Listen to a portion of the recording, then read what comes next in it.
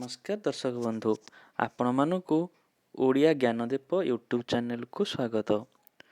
ଆଜି ଆମେ ବର୍ଷା ଋତୁ ବିଷୟରେ ଏକ ଏସେ ପଢ଼ିବା। ତେବେ ଯେଉଁମାନେ ଆମ ଚ୍ୟାନେଲକୁ ସବସ୍କ୍ରାଇବ୍ କରିନାହାନ୍ତି, ସବସ୍କ୍ରାଇବ୍ କରିନିଅନ୍ତୁ ଏବଂ ଡାହାଣରେ ଥିବା ବେଲ୍ ଆଇକନ୍କୁ ଦବାଇ ଦିଅନ୍ତୁ, ଯାହାଫଳରେ କି ଆପଣ ନୂଆ ନୂଆ ଅପଡ଼େଟ୍ ପାଇପାରିବେ। ଚାଲନ୍ତୁ ଆମେ ଆଜି ବର୍ଷା ଋତୁ ବିଷୟରେ ଏସେଟି ପଢ଼ିବା।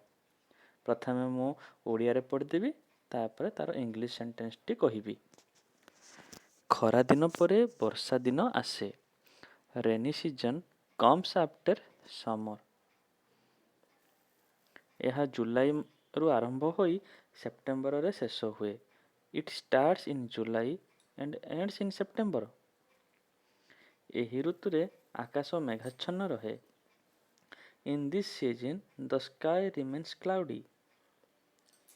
ବର୍ଷା ଋତୁରେ ଚାଷ କାମ ଆରମ୍ଭ ହୁଏ। Cultivation start in rainy season. ଏହି ଋତୁରେ କୃଷକମାନେ ଚାଷ କାମରେ ବ୍ୟସ୍ତ ରହନ୍ତି। Farmers remain busy in cultivation in this season.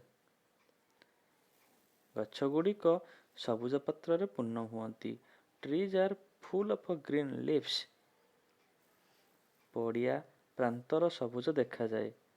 Fields and grounds look green. ନଈ, ପୋଖରୀ, କୂଅ ପାଣିରେ ପୂରିଯାଏ। Rivers, ponds, wells become full of water. ବେଳେବେଳେ ନଈ ବଢ଼ି ହୋଇ ବନ୍ୟା ହୁଏ। Sometimes rivers overflow and cause flood. ରାସ୍ତାଗୁଡ଼ିକ ପଙ୍କିଳ ହୁଏ। Roads become muddy. ତେବେ ଏହି ଏସେଟି ଛୋଟ ପିଲାଙ୍କ ପାଇଁ ଥିଲା। ଯଦି ଭଲ ଲାଗିଲା ଆପଣ ସେୟାର ଓ ଲାଇକ୍ କରିବା ପାଇଁ ଭୁଲିବେ ନାହିଁ। ଧନ୍ୟବାଦ।